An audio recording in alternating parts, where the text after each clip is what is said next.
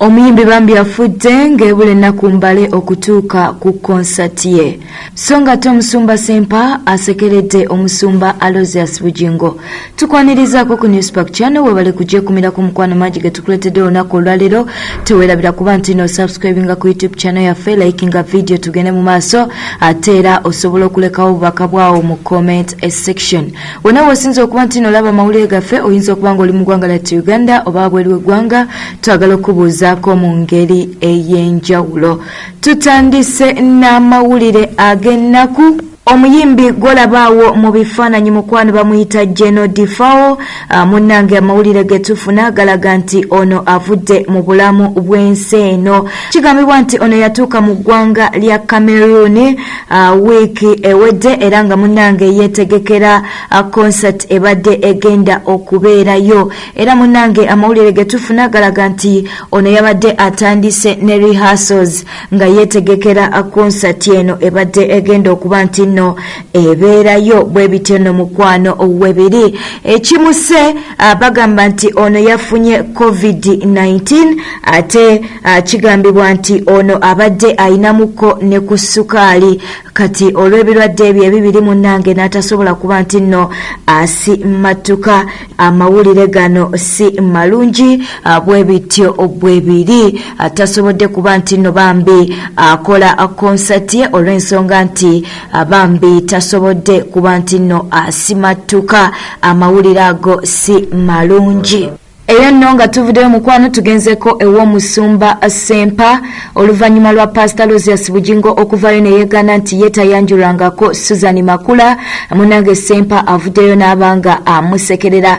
Agambye nti ono atandise okutya kkooti olw'ensonga nti omusango ogugenda tandika okuwulirwa ng'ennaku z'omwezi 21 January 2022. Ono agambye nti ali ku sayidi ya looya Male Mabirizi n'agamba nti Bujingo kye yavaayo akola si kituufu era yakikola mu bukyamu nga y'omu kwabo bagenda okubeerayo mu kkooti nga balabanga musumba Alangidde Bujingo atuuyana nga waddamu ebibuuzo ebimubuuzibwa balooya. Bwe bityo nno bwe biri katubeere nga tukuwa omusumba Ssempa ensonga eno abeere nga aginokolerayo ddala.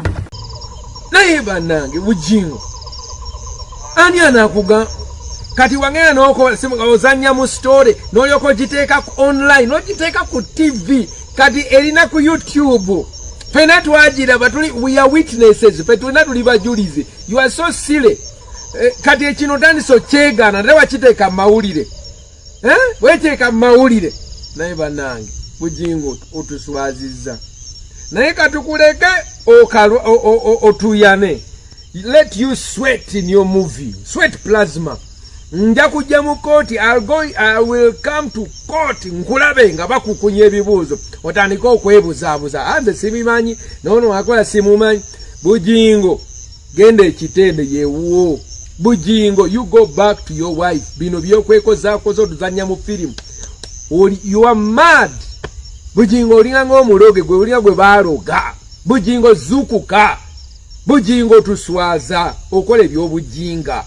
Bujingo. Mu mawulire amalala gatufuna ku Newspack Channel munnange President w'eggwanga lya Uganda Yoweri Kaguta Museveni kigambibwa nti no aganye ebyokugulawo amasomero omulundi ogumu ku ntandikwa y'omwaka ogujja ng'agamba nti munnange abaana balina okwetegekera ekirwadde kino ekya COVID-19 oba ssenyiga omukambwe. Okusinziira ku President Yoweri Kaguta Museveni abaana bagenda kuddayo ku masomero mu phases. Okitegedde nno mukwano sigamba nti n'abaana bagenda kubeera nga baddizibwayo ku ssomero omulundi gumu. Okusinziira ku President Yoweri Kaguta Museveni abayizi aba siniya esooka ey'okubiri n'ey'okusatu bagenda okusooka okuddayo ku masomero ng'ennaku z'omwezi 10 ne 11 January.